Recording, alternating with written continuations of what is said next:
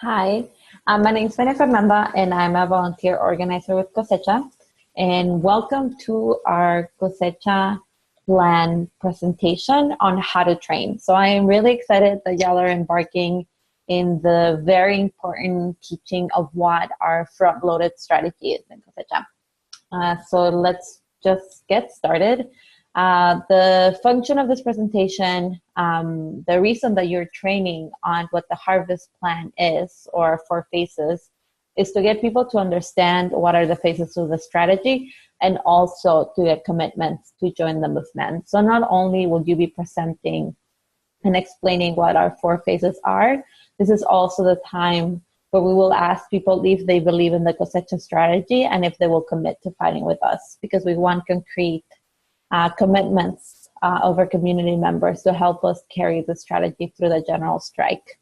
I will say I'm assuming you have already gone through a training or somebody has explained to you the 4 phases already, and you're here to learn how to teach it to others. And before I start with the 4 phases, I just wanted to start at the beginning of the question of why do we have a front-loaded strategy, or why do we have a strategy that was set at the beginning? And the biggest reason is that the work that we're trying to do needs mass scale. We need millions of people in the street for the general strike. And the only way that that can happen if its villages can make autonomous decisions of what happens in the ground. And by having a front-loaded strategy, villages can do that. People know what the 4 phases are, and they do not need a centralized group of people or a person telling them when it's okay to move the next strategy, to the next phase, or to get approval of what they're doing. But we're trying to have so many people in the streets that we need the strategy ahead of time so that everybody can move at the same time, but also move with autonomy. That's why we're putting the strategy at the beginning. And so let's start with the teaching of our 4 phases. We have a script that you will see in this. This is on the wiki, so you will be able to access it. And I'm going to show it to you right now. And so we have a guide for you to read through of what a script of this session looks like. This is usually around a 1-hour session, depending on how many questions you get asked and how long the stories are. But I just want to say that this is a sample of what you can say. The best trainers change the language to fit themselves, because these are our words, or these are my words. I wrote this, that you're reading. So you need to be able to put your own personal stories and also change it depending on your city. Each city is different. So the more localized, the more relatable it can be for everybody. So you can access the script, and I want us to look at it together so that I can tell you our thinking behind why we did this. And let me go back to presentation mode. Okay. And when you go into the script, you see red, and those are like tips or notes that we've written in. So the first thing of the script, and the first thing you're going to do when you're teaching the strategy, of course, it's the introduction. We do a little segue from what we were doing before to the strategy. Sometimes it's helpful, you don't have to do it, to have a disclaimer of why we're waiting till almost the end of the day to teach strategy.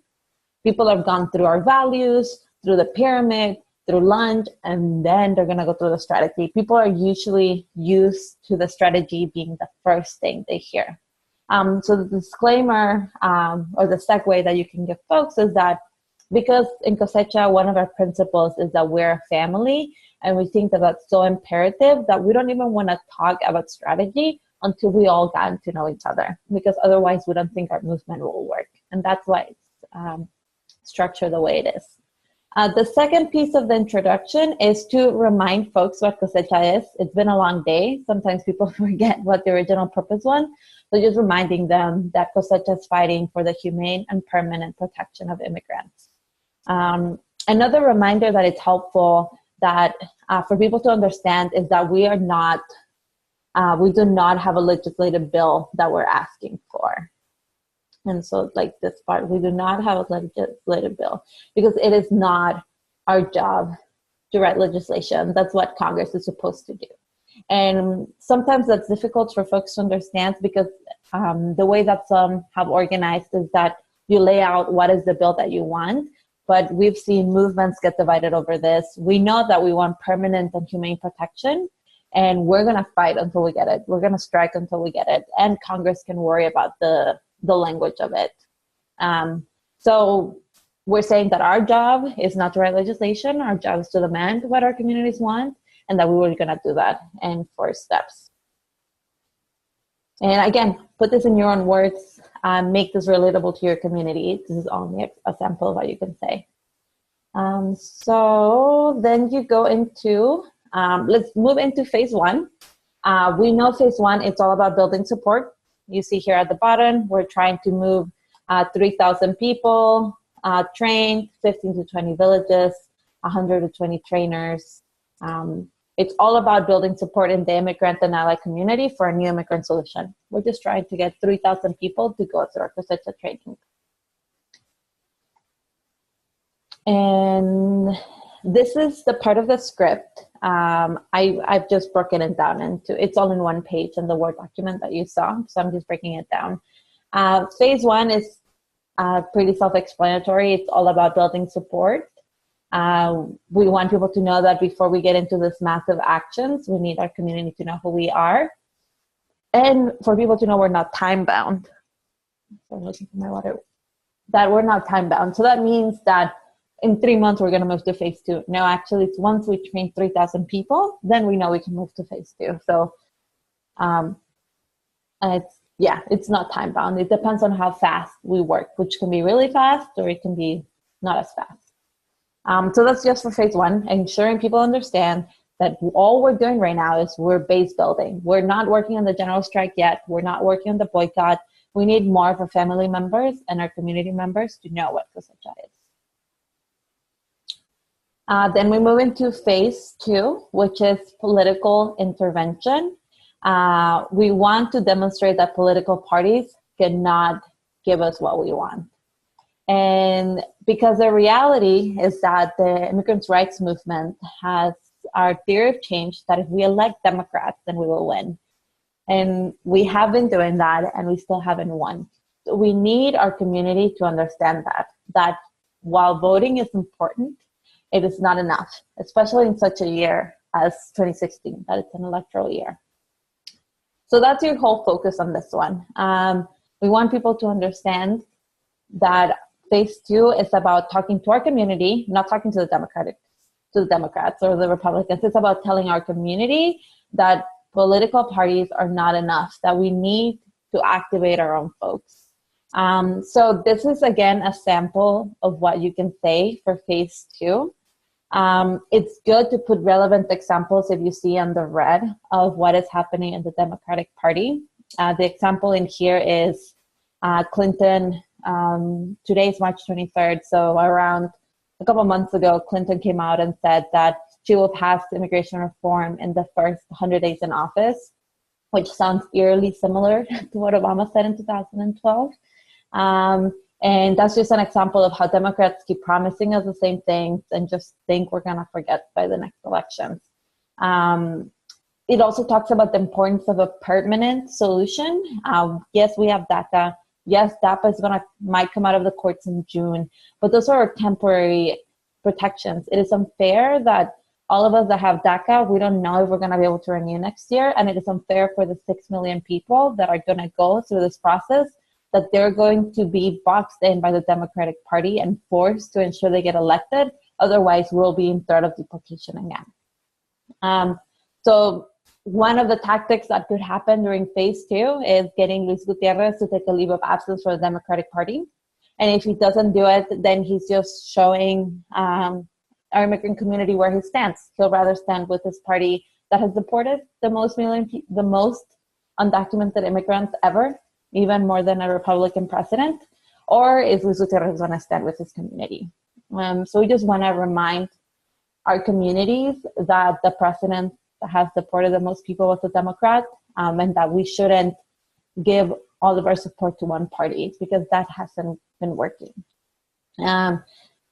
Put examples of local officials here for you that might work. Put examples of maybe you had president hopeful people in your states. Just make this as local as possible. But again, the purpose of explaining phase 2 is for people to understand that it's political intervention. We want our community to know that voting is not enough and that we need and that we need to make sure that politicians on both sides understand that we're not just going to do what they tell us because they're giving us big promises.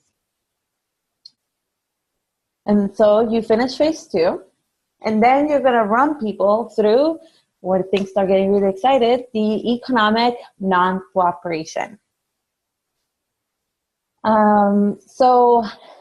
It's good to tell people the metrics of how they're going to move from phase to phase.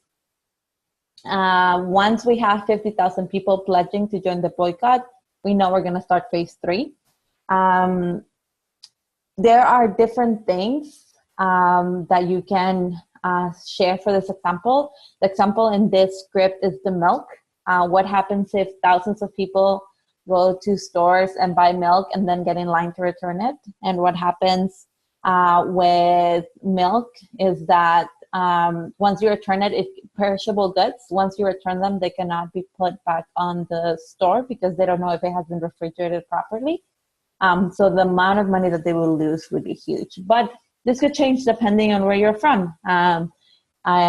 Arkansas, you have Tyson chicken. Like, there are different things that are really prominent in your city and in your state, which is why people make autonomous decisions in their villages, because each city and each state is different. So put an example here of what it would look like in your city for y'all to choose a boycott on a product or a corporation.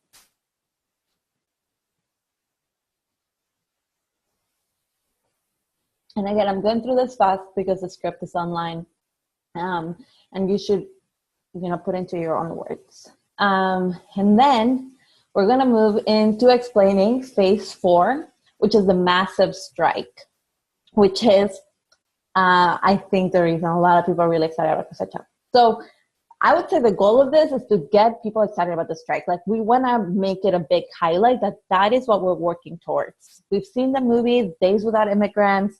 We've had people ask for it, but it hasn't been done at a national level in this country. So we would be the first group, the first movement to do a general strike throughout the country.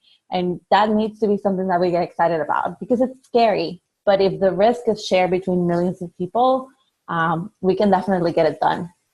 So you don't have to do this, but to get it excited, you can ask people for a drum roll.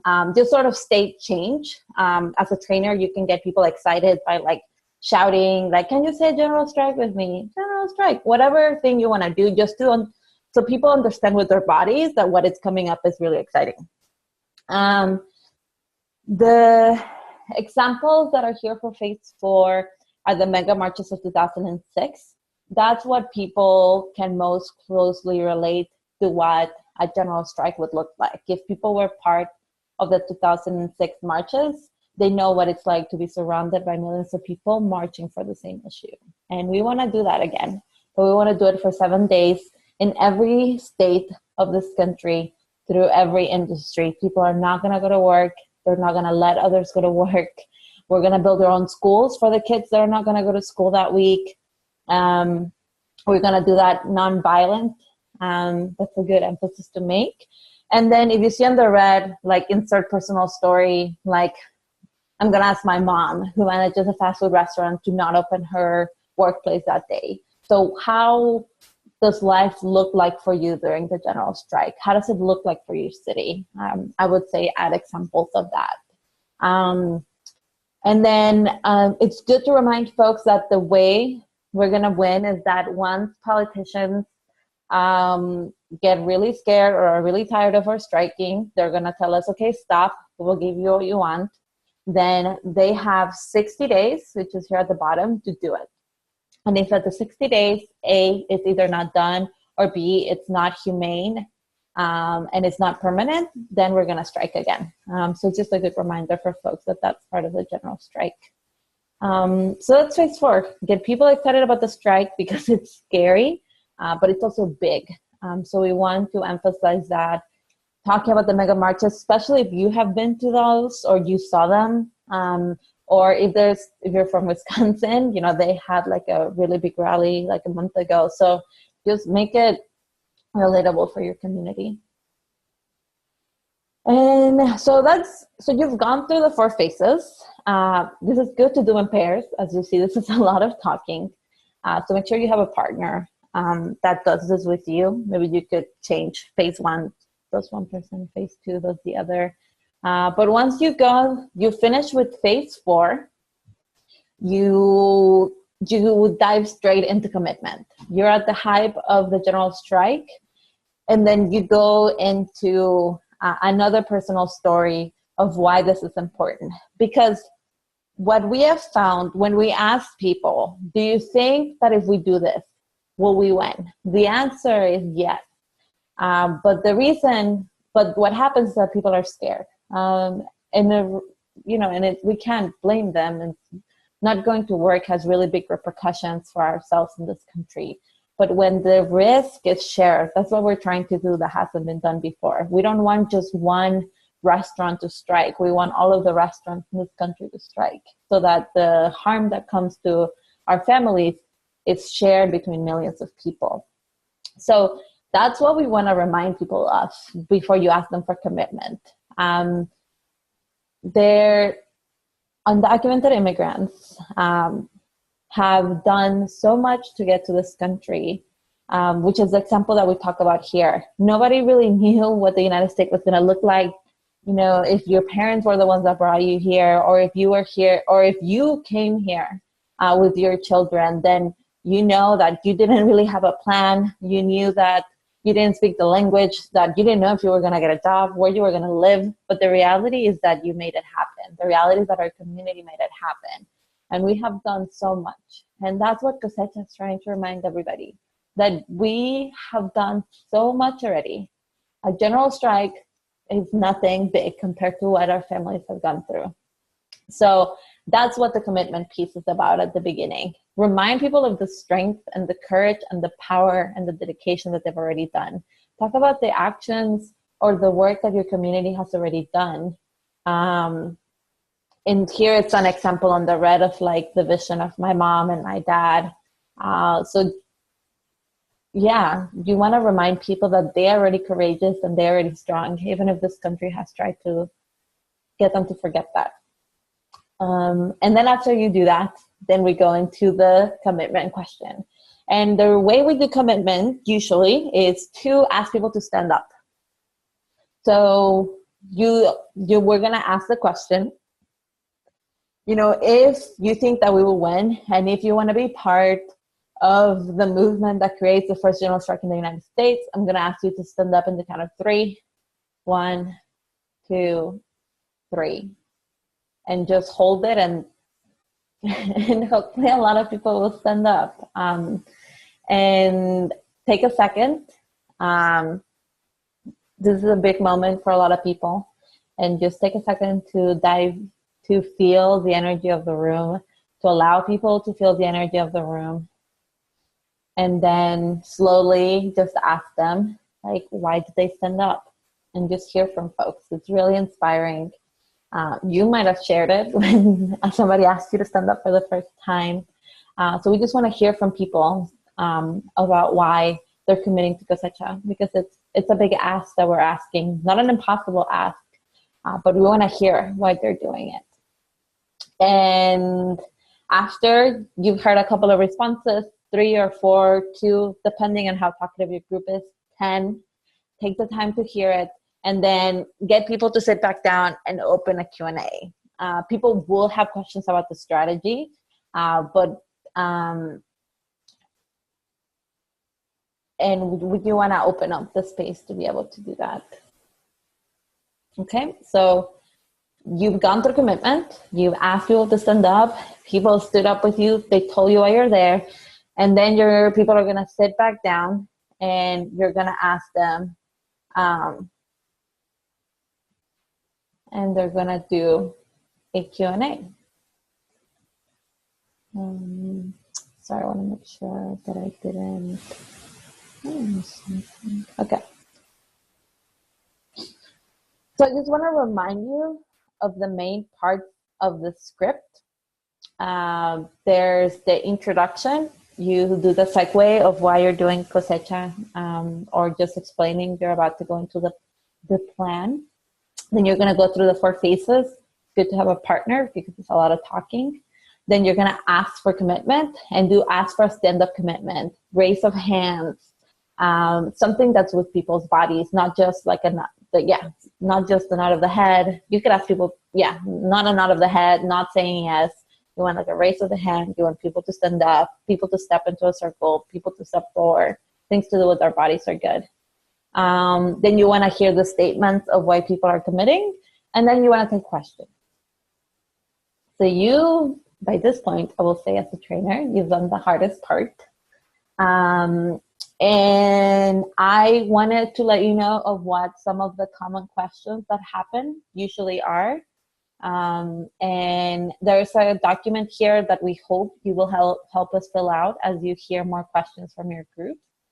But these are the big 3 questions that we've heard so far that you will probably hear in your group. Number 1 is, why aren't we asking for specific legislation? That's why we put it in the introduction, because it's such a common question.